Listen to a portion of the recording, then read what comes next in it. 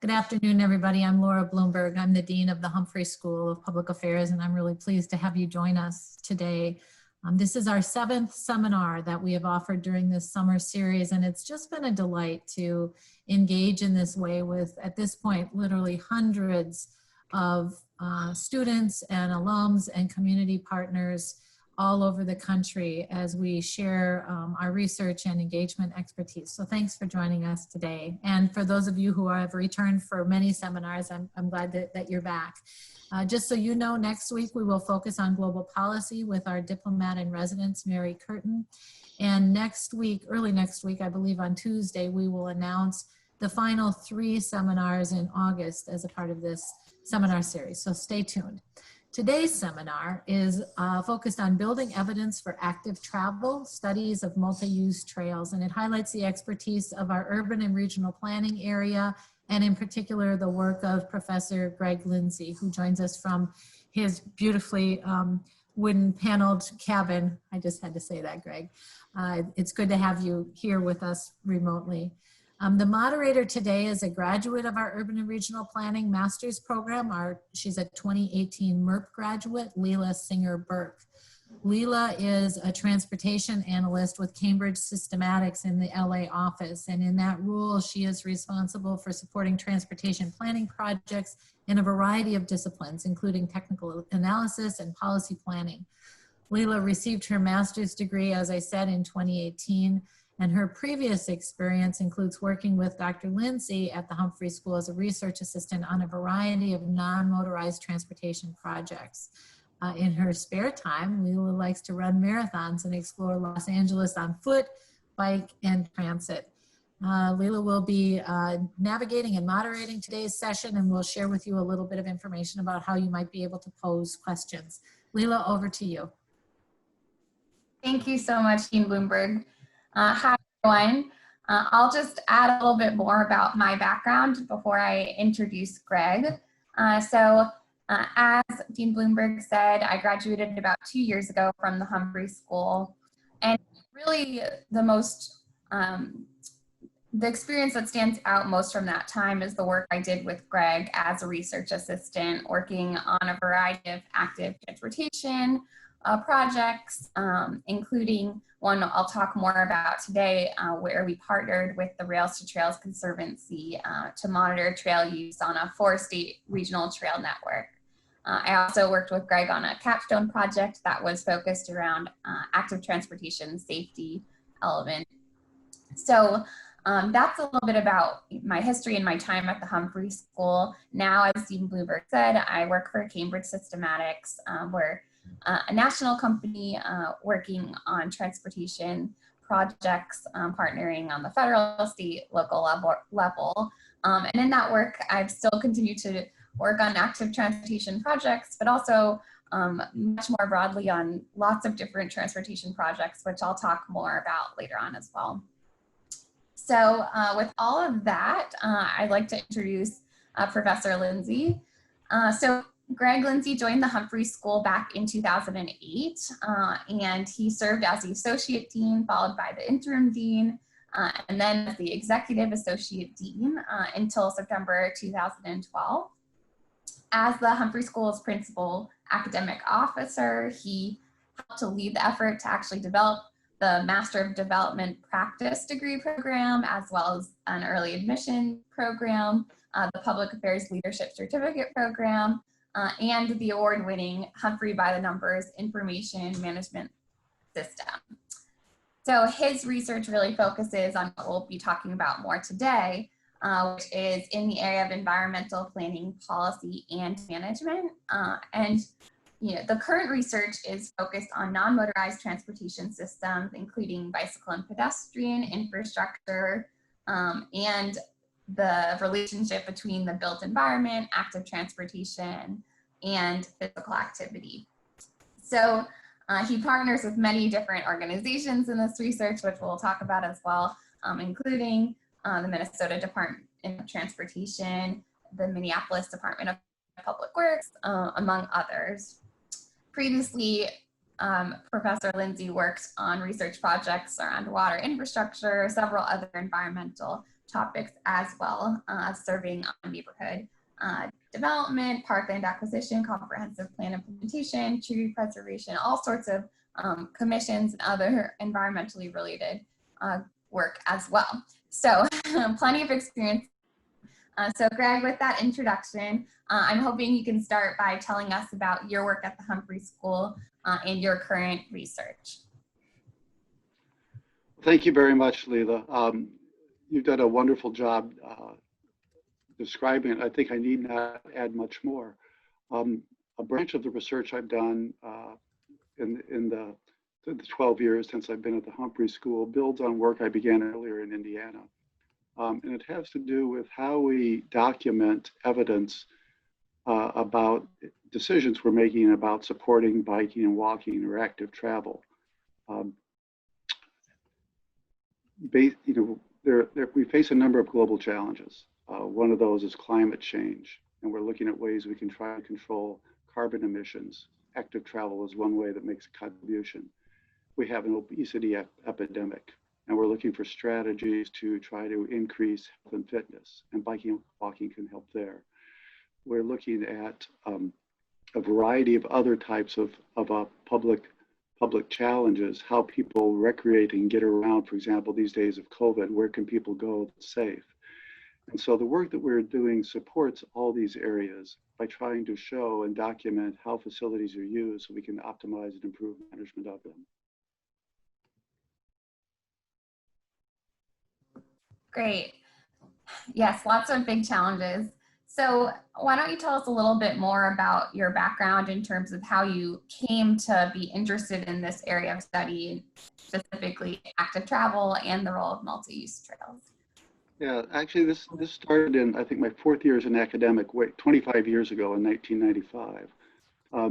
I was an assistant professor at Indiana University in Indianapolis, and the former city councilman named Ray Ehrman, who was then working at Indy Parks Greenways, asked me if we could try to figure out how many people were using the Greenway Trail. And he needed that information for several reasons. Without justification or evidence about demand for the facility, they couldn't obtain funds to reinvest and expand the system. They also couldn't manage it well.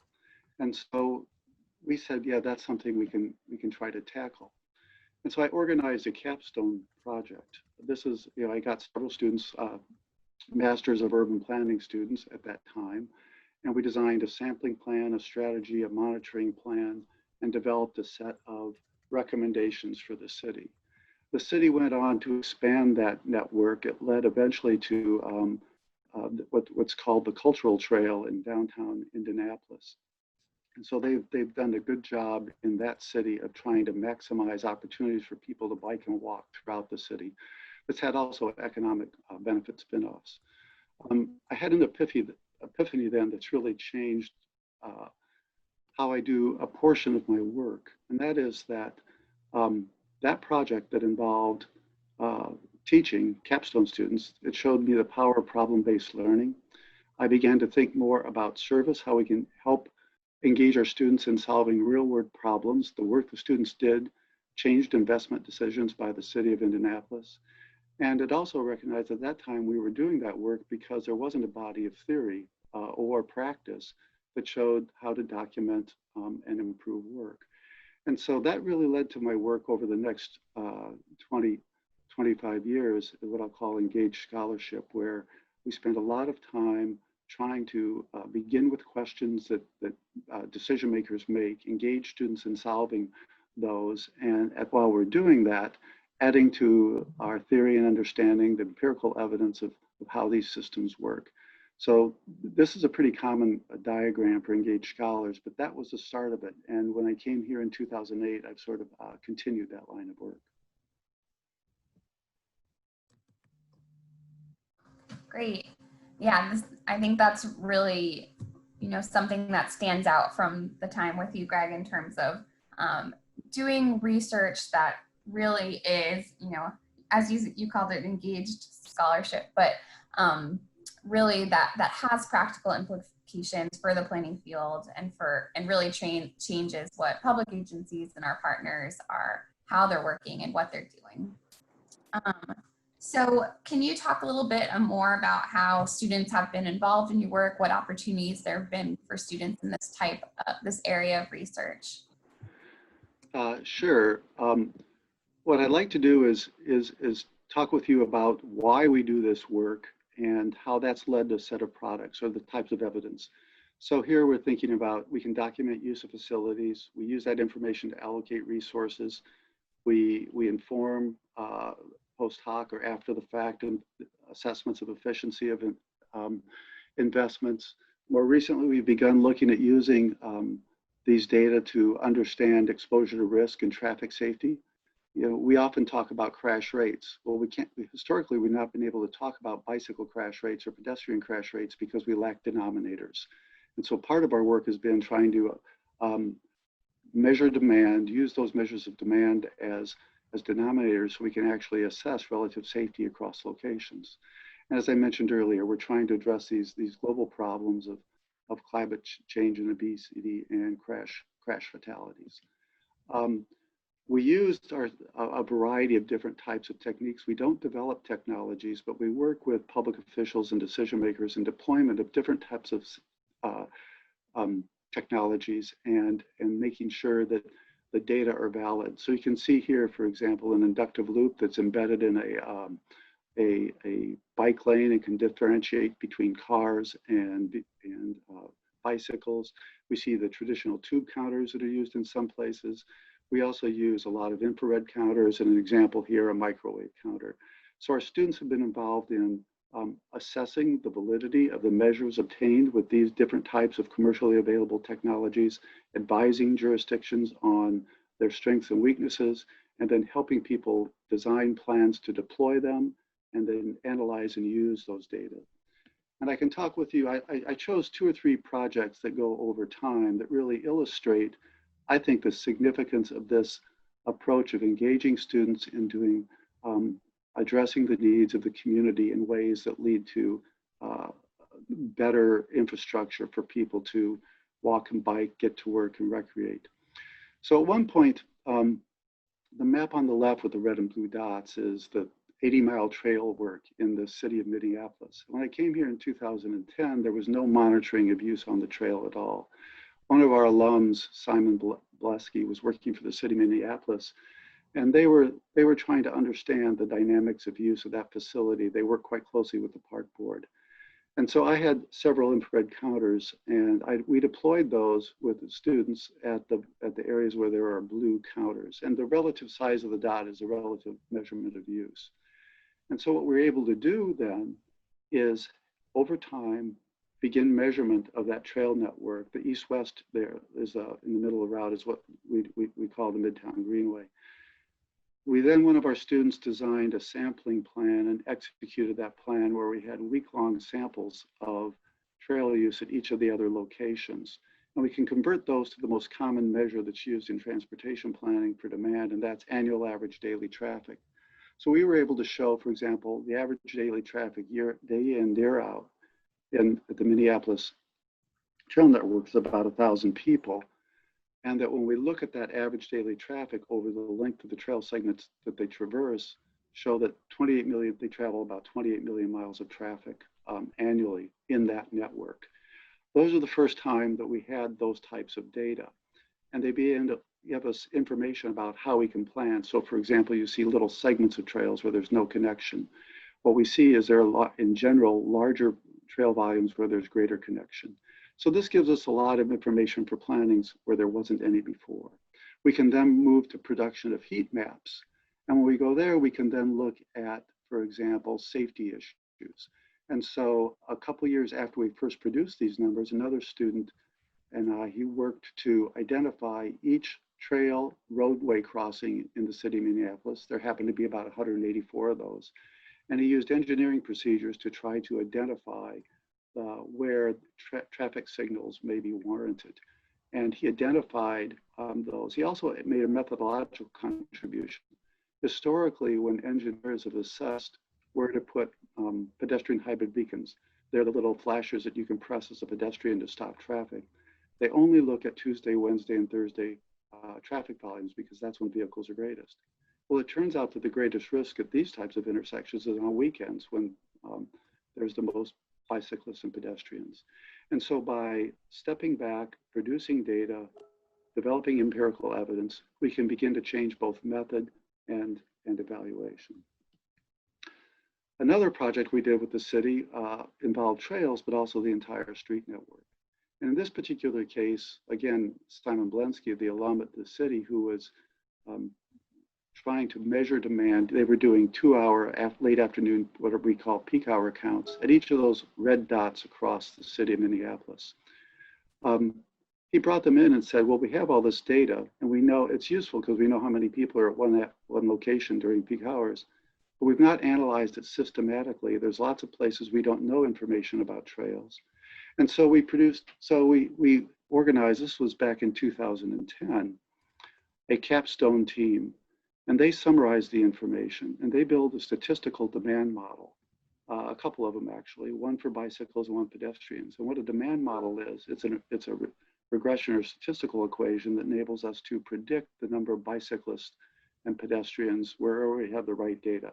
They correlated each of those counts with the type of street infrastructure, the amount of population nearby, the amount of commercial activity nearby.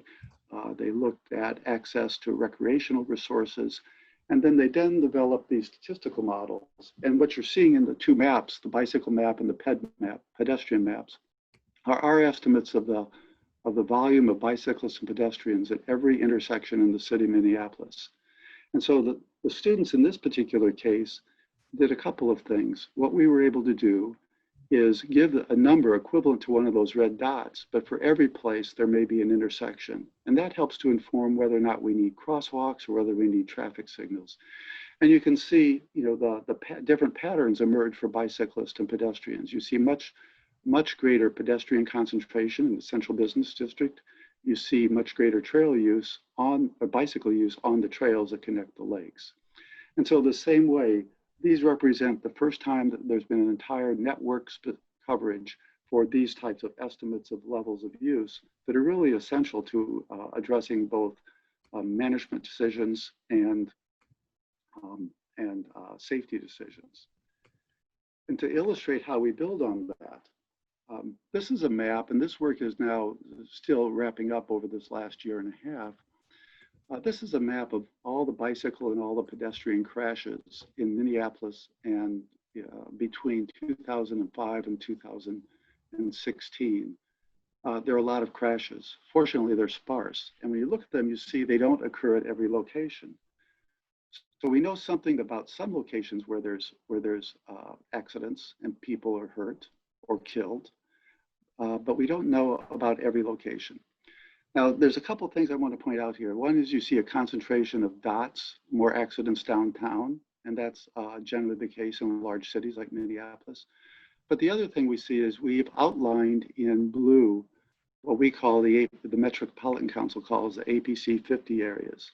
These are the areas that are majority minority and where a large proportion of people are below a particular poverty threshold. And when we look at numbers of crashes or normalize that by population, we see there are greater crash rates in the poor Black areas than there are across the city.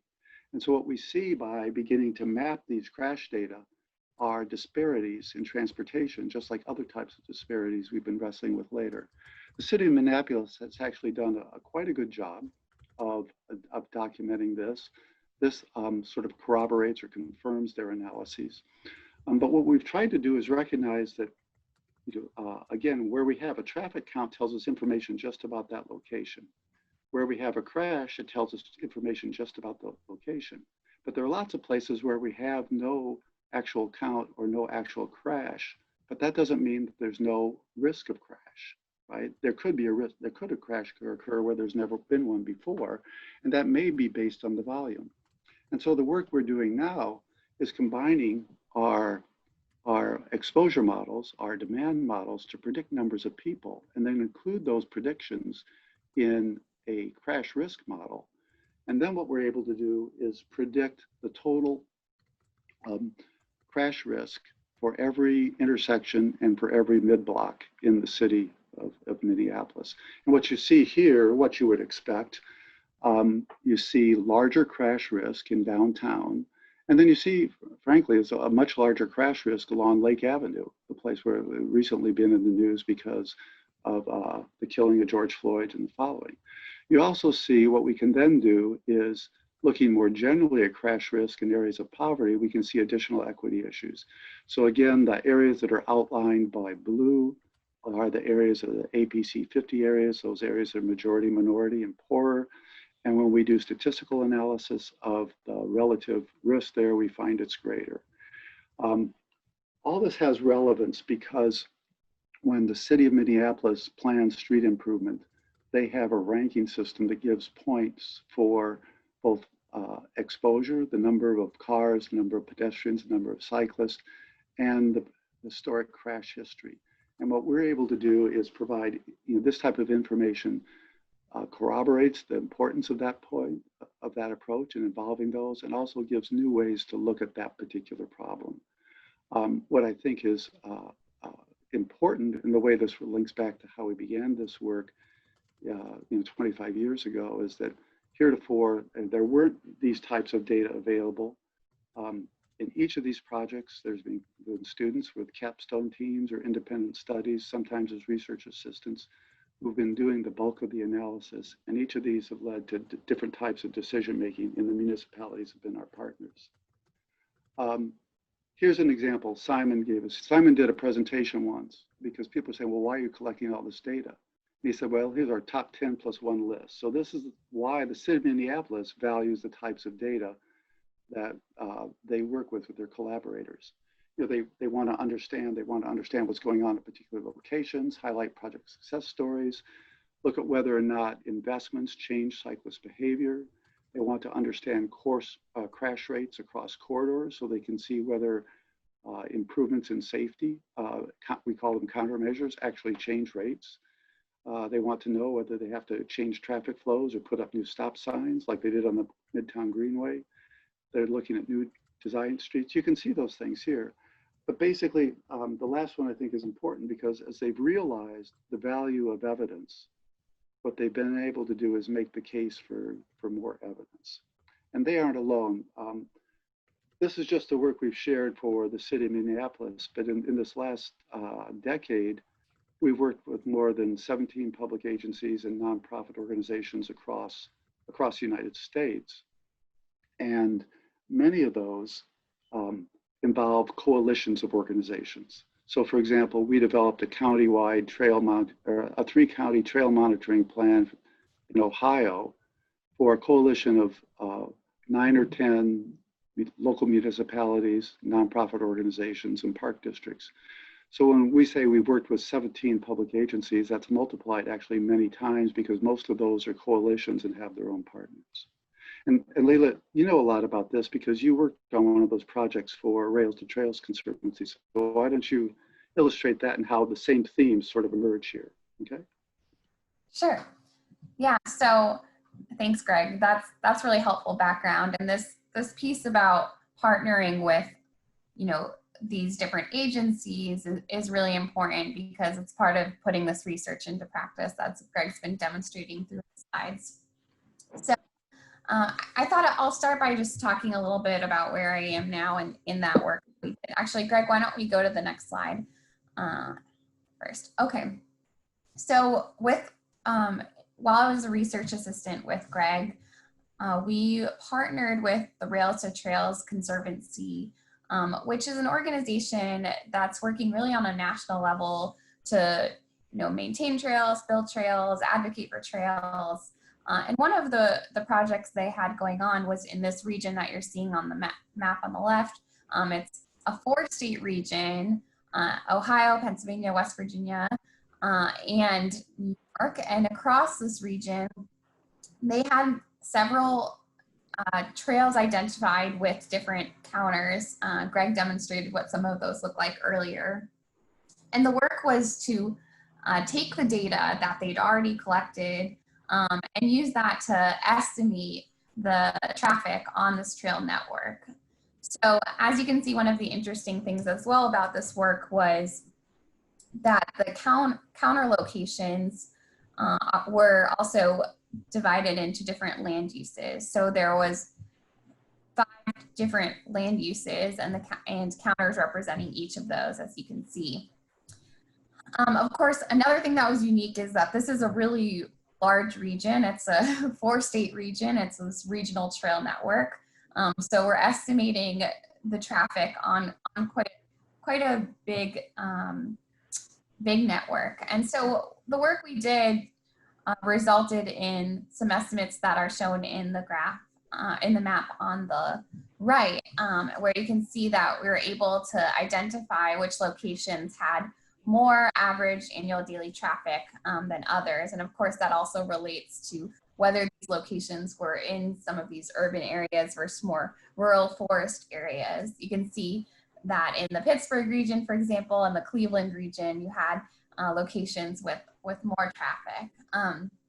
So I think we can go to the next slide, Greg. The work that we did, we also were able to publish in the Transportation Research Record. And what we focused on there was being able to lay out a process for both applying the FHWA, the Federal Highway standards for sort of their process for how this is done, and demonstrate, you know, what this type of monitoring looks like on a regional trail network. And we outlined all of those steps. So one of those steps is shown here, which is data quality management. We had 30 counters, and you know, each of them, you know, they had different levels of traffic, as well as some missing data, some outliers. So some of the really interesting part of this work as well is identifying those type of things, so that then you can really understand what's going on, what's going on in each of these locations, and better use models that better predict what the actual traffic is on the network.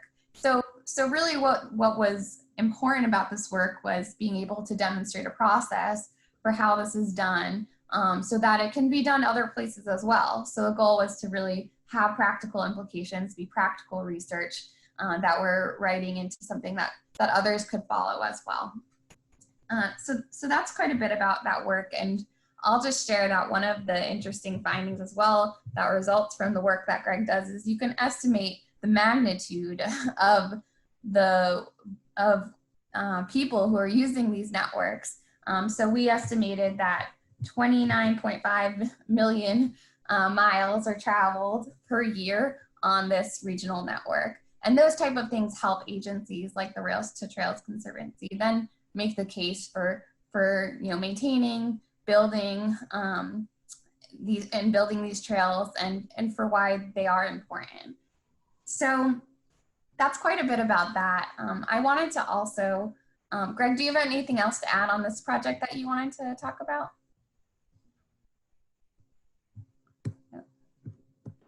The point that you made, Lila, is that where we've been able to make, I think, important contributions is demonstrate the feasibility of these systems so that they are subsequently implemented elsewhere. And we've worked with, I'll show in a moment, but the approach that Lila was able to demonstrate in this particular paper is sort of used as a best standard for other types of agencies when they're trying to document this. And it draws on sort of standard practices for any type of traffic monitoring, but it adds in things that are unique to our, unique to bike and ped data, which are actually much more complex and variable than vehicular data, because bikes and peds can go wherever they want to, and they change more rapidly with response to inclement weather. So there are twists that are necessary to address. So it's been regarded very positively in that way. Yeah, thanks for adding that. Yeah, so there's really interesting work to understand the weather and all those type of things. So I'll use that data. Before I turn it back over to you, Greg, I'll just want to tie in a little bit about in my time since the Humphrey School, how this type of work and what I learned from this work has applied in the private sector. So if you could go back to that first slide. Yeah, so because of my work with Greg, I was connected to Cambridge Systematics now, first as an intern in between my 2 years at the Humphrey School, because they were doing this work with SCAG, the Southern California Regional Government, which was interested in creating a database for the region. This is the Los Angeles region. There's quite a few different agencies who are involved in bike, pedestrian, active travel work. And there are different efforts going on to monitor the bike and ped traffic in the region as well. So Cambridge Systematic was part of a larger team of people who were helping to advance this work in one way through a mobile app, which can be seen at this page, where you're able, users across the county can log into this app and then go ahead and be at a specific location where we want to monitor traffic. And it's simply set up just to click on a pedestrian or bicyclist when they pass by and easily count them. So it was one of the outcomes is making it easier to collect more of this data for volunteers across the county, which is a major way that data is collected in the Southern California region. So I was connected to Cambridge Systematics through this work, and this is one of the ways that again, this type of work has been translated to, in my case, opportunities and post the Humphrey School and some of the ways that we see that this work is really important across the country, and both, there are partners in the private sector, our public sector, as well as nonprofits and others who are really interested in this data and understand that this data is important.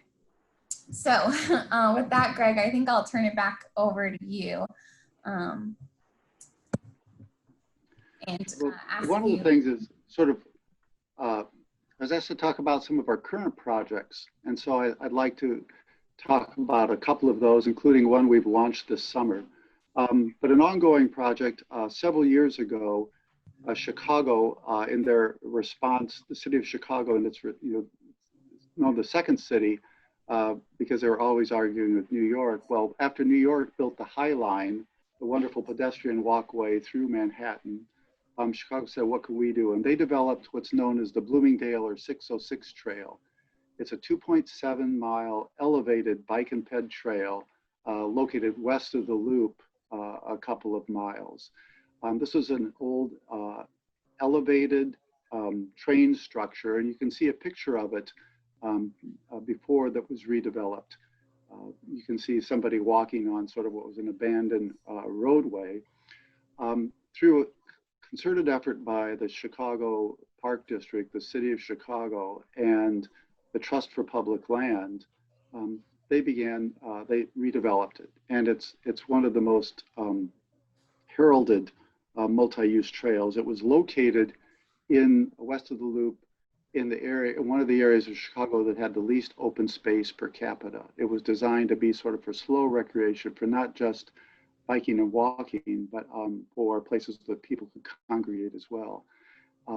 And what's happened is that, and so this was an opportunity. So I was contacted by one of the research units at the National Forest Service in Chicago, studies human-environment interactions. And so we set up a monitoring program there. And what's extremely interesting, the place was opened up to a lot of fanfare. It was heralded as one of the achievements, opened up in late 2015. We've documented actual declines in use over each of the 3 years between 16, 17, and 18. And that's a significant outcome when we spend nearly $100 million on one piece of infrastructure. Now in 2019, it rebounded. We've done a set of analyses. It could, for example, it could be because changes in weather, but it's not that. So it raises sets of issues about what's going on at that facility, given that it's given its use. Now, if you think about the use there, the average use is 3,500 people a day, and so that's day in, day out. So when you think about summertime, it's 7,000 or 8,000 people a day. It's usually double that. One thing that's interesting here, particularly currently, is that when Chicago began its first round of responses to COVID-19, they looked at the level of use, and level of use here had surged. And not only of the lakefront, this was one of the trails that the mayor shut down because they were worried about exposure. So we were tracking use. There was a surge, we documented a surge, and then it dropped off when trail use began to decline. So this is another example. We understand behaviors and use of facility during times like these that are uncertain. Now, one of the issues I'll go back to this slide. One of the issues with the 606 is you see two neighborhoods, Spalding and Honore. Spalding is poorer, it's Latinx. Honore is wealthier and predominantly white. And you see more trail use at the eastern than the western end. But one of the debates over the 606, though it was aimed at providing people use open space in one of the poorest neighbors, the Spalding neighborhood, where there was a deficiency of open space, it's raised questions of gentrification. And there's because of the 606, because of the High Line success in New York, people have wondered whether greenways are inevitably associated with gentrification. And so you can see how this type of work raises other issues. Once we have data about facilities and use, we can ask other questions. And so now we're doing another project with Rails to Trails Conservancy, George Washington University, and one of our collaborators is at the Brookings Institution. We're looking at gentrification of urban trails more generally. And here, this is a picture of the Metropolitan Branch Trail in Washington, D.C. that ends up downtown, not too far from the Capitol, and extends north 7 or 8 miles, 8.5 miles, I think, up towards the suburbs. We're also looking at the Lafitte Greenway in New Orleans, Shelby Farms in Memphis. And the different census blocks show us, we're using a case control pre-post analysis. We're looking at changes in gentrification 3 years from the time the trail opened to 3 years after it closed. So what we're able to do here is document how gentrification occurs and the patterns in these sub-neighborhoods. And we're using a variety of data sources. This work is ongoing, but thus far I can share that evidence is gentrification is mixed. And then what I want to do is bring us up to date, particularly, and go full circle back to what students are doing here at the Humphrey School now. This is a map of obviously of the state of Minnesota, but what it includes are state recreation trails, state bike trails, other types of state trails, those that have been built and those that have been authorized. So the ones that are built are the ones that are solid lines. There's plans, if the state determines they have sufficient funds to allocate, they can build more. And the same thing is occurred elsewhere. While the state historically had put people on trails and counted manually,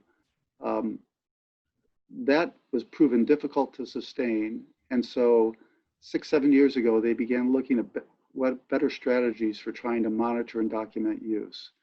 And so in 2016, it turned out that one of our students was working at DNR. He said, this is one of the problems. Do you think we can work on this in a capstone? So this, we call them self-design capstone. He recruited three colleagues, and they developed a plan for how DNR could begin to monitor trail use across the state and develop a network-wide system.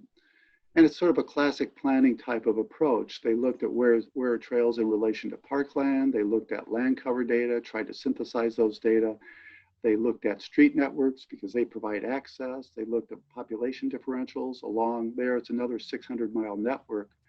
And they thought, well, if we consider all these factors, where can we optimally deploy trail counters so that we can then eventually estimate total trail usage throughout the network in a reliably empirical way. And they began also identifying these segments, and they show changes in sort of land use along the way. The way these monitoring work, based just like the one we helped Minneapolis deploy, there are certain permanent counters that count 24 hours, 365 days a year, and then there's sampling that occurs. So the students in spring of 2016 recommended a system. DNR said that makes sense. It invested in some technology. I collaborated with MnDOT, who was also implementing a program our students had helped recommend. And this year, 2019, they completed, and they're publishing now their first map ever of the estimated average daily traffic on the network within MDNR. And so this is an example, again, of work that was planned by a student group. It turns out that the DNR manager, who now leads this system, is the Humphrey alum who helped do this while in his capstone.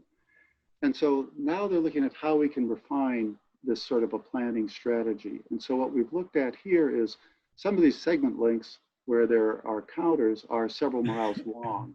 And so what we're looking at are ways we can refine the monitoring program. Well, this summer, as all of our students know, has been extremely difficult because with COVID-19, opportunities for internships diminished.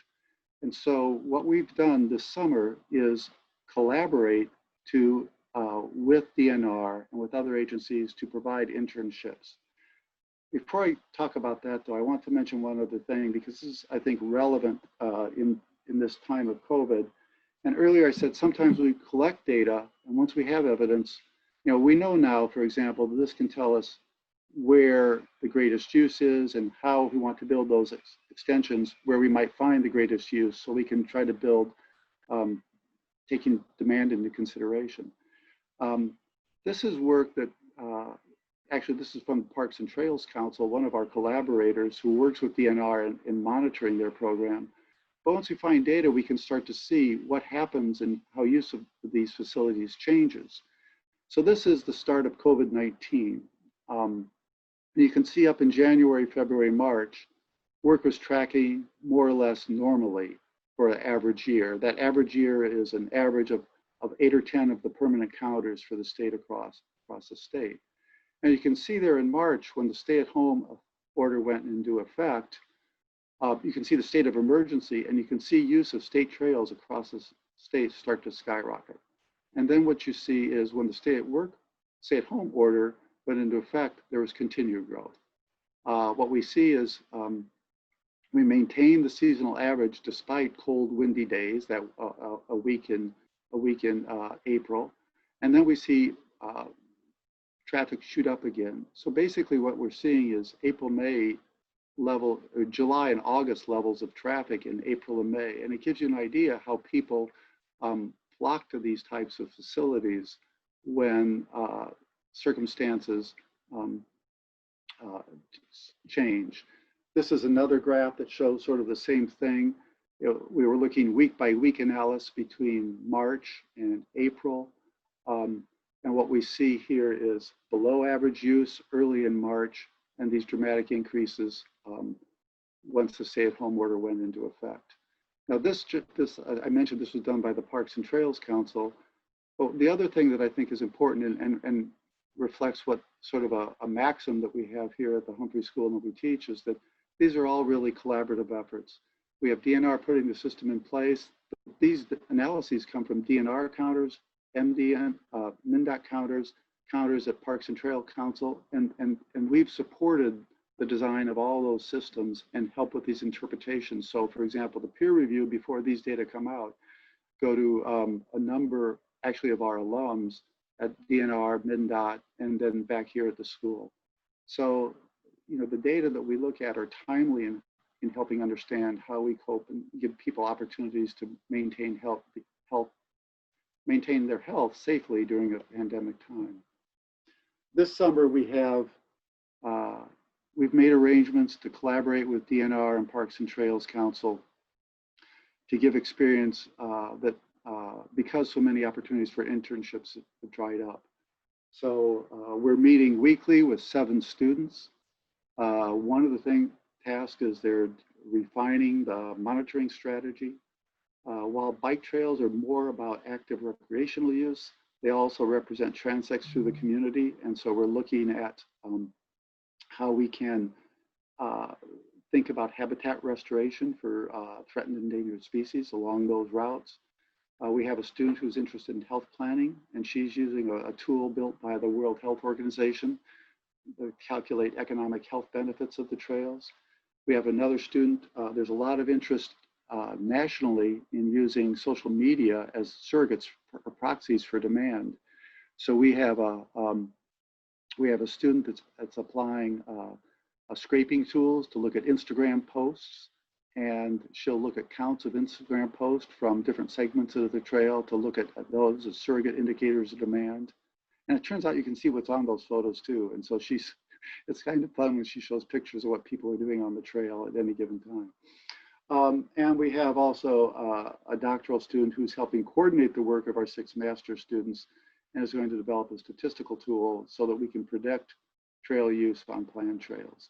And so this work began some 25 years ago, but the methods we've developed have become sort of state of the art. That the Federal Highway Administration publishes something called the Traffic Monitoring Guide that every state Department of Transportation uses as a fundamental for its monitoring program. And the work that we've done here with our students is now used as examples in that document. So I think that sort of the lessons we've learned is that if we take some of these questions were asked in the community quite seriously, our students can make really important contributions that help move the science of the work forward and also change the day-to-day lives of the folks that we serve.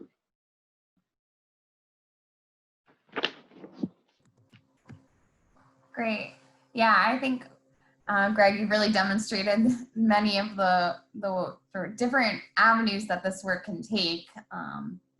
And I think before we turn it over to questions, you have a really interesting perspective on the arc of this work over time.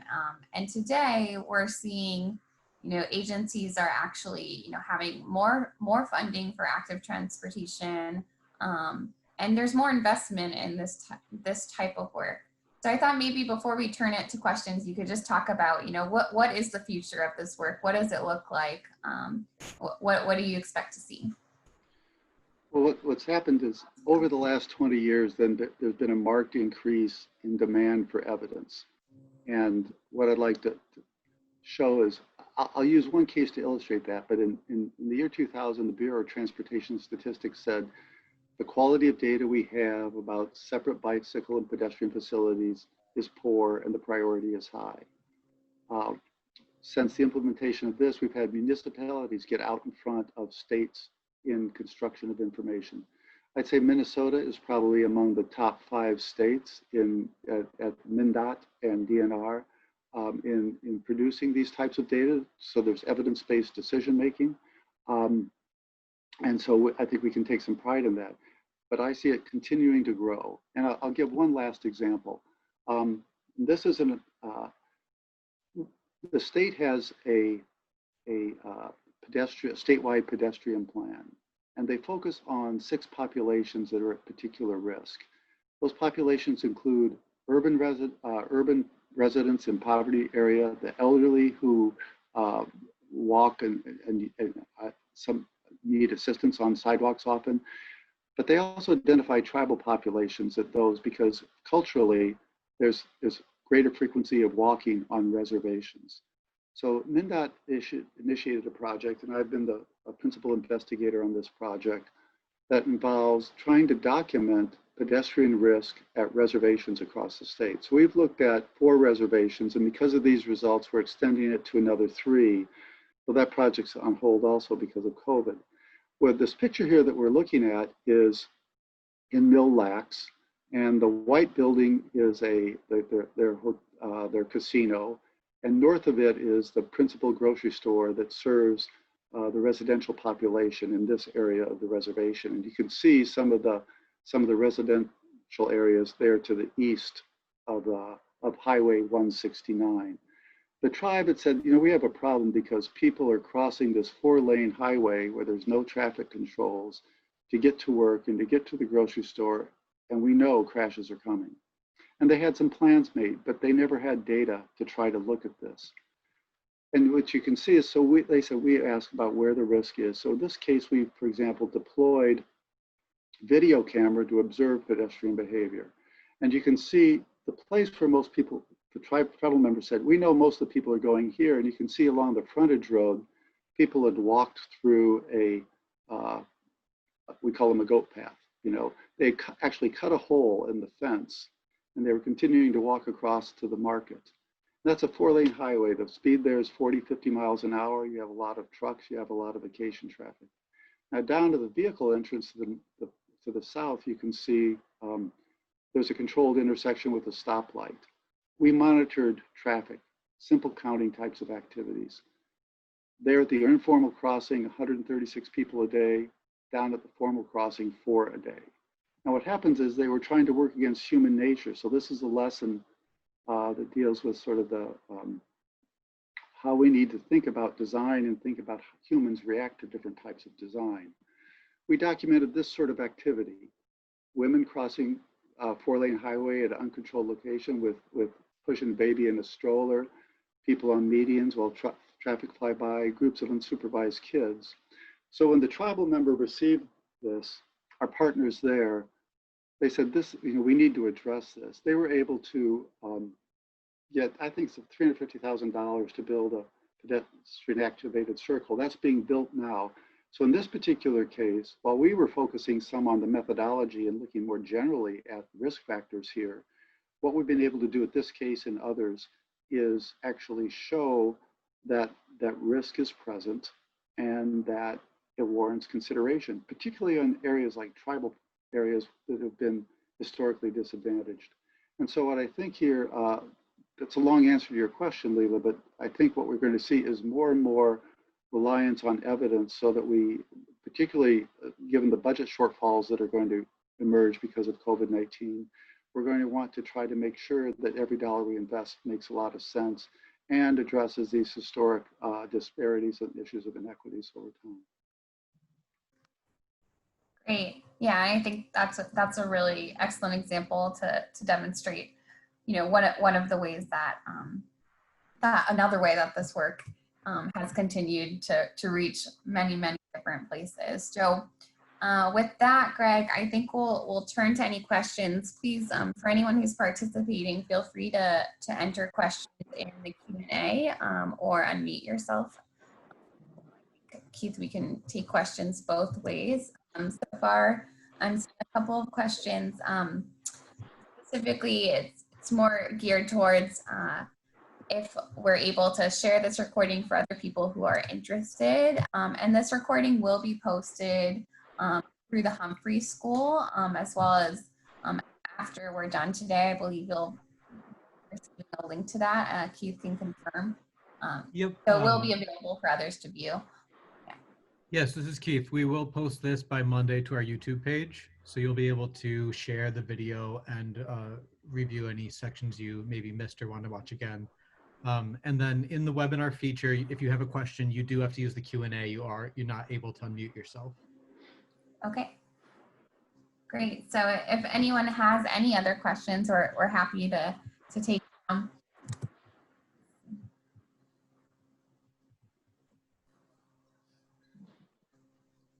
Give people a little bit of time.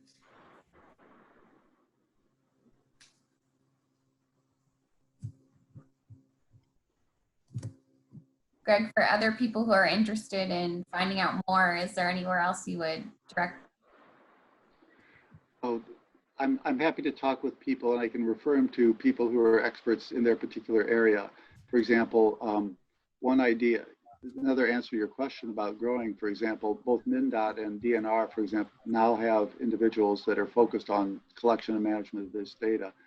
The Federal Highway Traffic Monitoring Guide, their Office of Traffic Monitoring has useful information. And then there are various state DOTs and experts around the country. So I can connect people if there are particular interests. Great. Sounds good. Let me see here. So we're receiving another question. So the question is do you have any comments on private company-led pedestrian and bicycle data through GPS, such as Streetlight Insight? This is a good question as well. So there are different ways of collecting this data. Greg, do you have any thoughts on these types of data collection? I think what you're seeing is the evolution of these technologies, and over time there'll be newer technologies that make some of our modes of data collection seem outdated, and I think that's a good thing. Streetlight are modeling data, and I've talked with people involved with developing it. MnDOT is beginning to use those data, and I think they're really, really helpful. And I think that they can be used in many situations where we don't have data, and so that's really good. There are other sorts of data like Strava that comes from fitness apps or other types of phone-based GPS traces. Those can be very helpful, and they're used oftentimes in the types of demand models that I'm speaking of that we've used. All data have some shortcomings and limitations. All produce estimates, none of which is perfect truth. And so I think what makes sense is to continue to use new technologies as they're developed, recognizing their limitations. So for example, with Strava data, mainly it tracks fitness riders and not because of digital divide with access to computer technology. That doesn't mean that it's not useful. What it means is that it has to be used with that consideration in light. So we don't want to plan exclusively on, say, a Strava GPS trace, because then we'll be missing, for example, poor people who don't have trackers who ride for utilitarian purposes.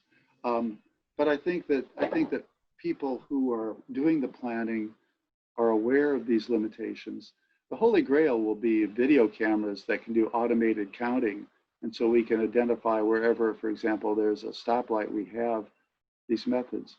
But I think what we're able to see is increasing introduction of newer technologies, but still reliance on some of these older, in part because the US is such a big place, resources and local agencies vary, and some places aren't going to have the resources to do the new systems immediately. So there's going to be an implementation period that could phase over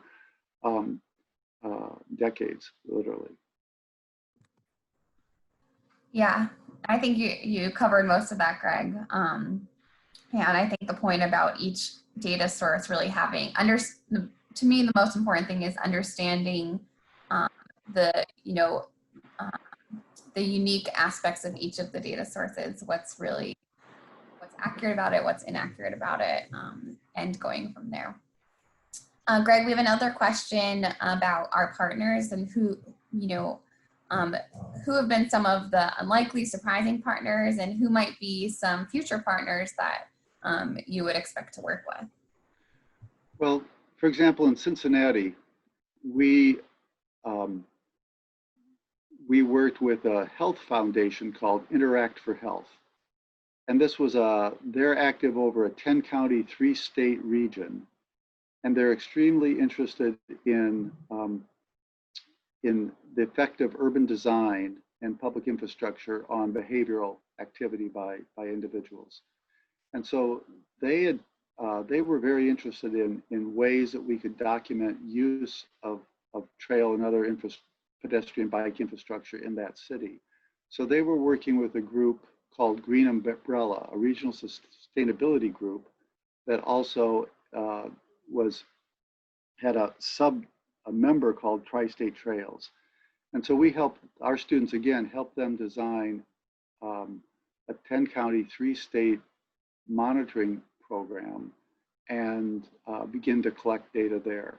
And then that was used by the Health Foundation to begin to think about other investments they would make in active living types of facilities for the region, and how that made sense as a public health strategy. So we see that. Now the other things, sometimes we don't think about this, but I've been contacted many times by local entrepreneurs who are interested in whether or not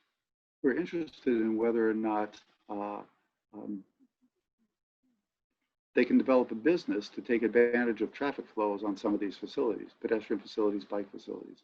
And so what they've wanted to know is how many people are going by here every day, and do you know anything about the demographics?